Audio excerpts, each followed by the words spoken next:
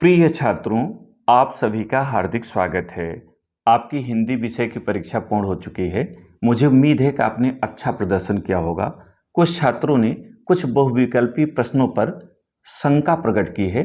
उसी के समाधान के लिए मैं ये वीडियो अपलोड कर रहा हूँ। शीघ्रता से आप उत्तर देखते चलें। पहले 11,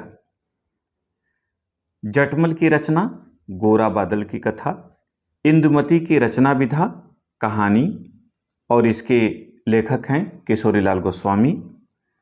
हिंदी का प्रथम मौलिक उपन्यास परीक्षा गुरु, और इसके उपन्यासकार हैं लाला श्रीनिवास दास। ब्राह्मण पत्रिका के संपादक प्रताप नारायण मिश्र। हिंदी का जनक भारतेंदु हरिश्चंद्र को कहा जाता है। इन्हें हिंदी का जनक, आधुनिक हिंदी गद्य का जन्मदाता, हिंदी का पितामह भी कहा जाता है। हिंदी का स्वर्णयुग कहलाता है भक्तिकाल।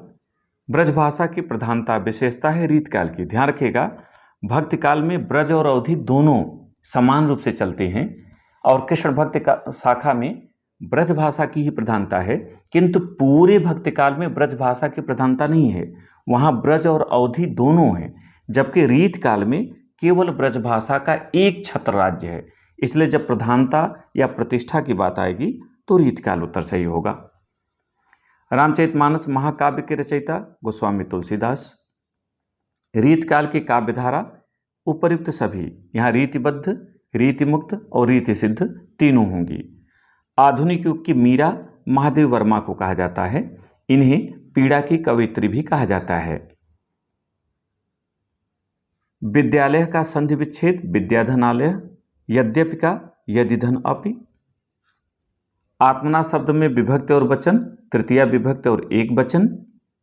अनल और अनिल शब्द युग्म का सही अर्थ, तो अनल माने आग, अनिल माने हवा, तो आग और हवा। जो ईश्वर में आस्था न रखता हो, वाक्यांश के लिए एक शब्द नास्तिक। न रखता हो तो नास्तिक, और रखता हो तो आस्तिक। 12 की बात करें तो कालिदास की लालित योजना के लेखक हजारी प्रसाद द्विवेदी। शुक्लोत्तर युग के गद्यकार उपर्युक्त सभी हैं। हजारी प्रसाद द्विवेदी भी हैं, राजेंद्र यादव भी हैं, जयंत कुमार भी हैं। धर्मयुग पत्रिका के संपादक धर्मवीर भारती। मैला आंचल की रचना विधा है उपन्यास। ये हिंदी का प्रथम आंचलिक उपन्यास है, और इसके लेखक हैं फणीश्वरनाथ रेणु। बाजे पयलिया के घुंघरू निबंध के लेखक कन्हैयालाल मिश्र प्रभाकर। प्रकृति का मानवीकरण विशेषता है छायावाद की। ध्यान रखिएगा, प्रकृति का मानवीकरण हर कालों में थोड़ा बहुत पाया जाता है, लेकिन छायावाद में प्रमुख हो गया, ज़्यादा है।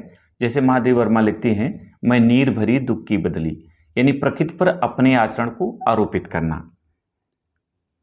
प्रयोगवाद का आरंभ माना जाता है। यहाँ 1943 आपको चुनना है, क्योंकि दूसरा तार सप्तक, तीसरा तार सप्तक बाद में जो निकले हैं 51 या 59 में, इनसे आपका मतलब नहीं। शुरू कब हुआ? 1943 ईस्वी। खड़ी बोली का प्रथम महाकाव्य प्रिय प्रवास है। अयोध्या सिंह उपाध्याय हरिऔध इसके रचयिता हैं। प्रकृति का सुकुमार कवि माना जाता है सुमित्रानंदन पंत जी को। कामानी महाकाव्य में सर्गों की संख्या 15।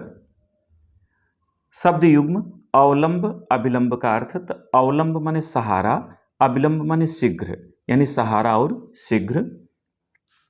अभिराम अभिराम, अभिराम माने सुंदर, और अभिराम माने बिना रुके अर्थात लगातार, तो सुंदर और लगातार।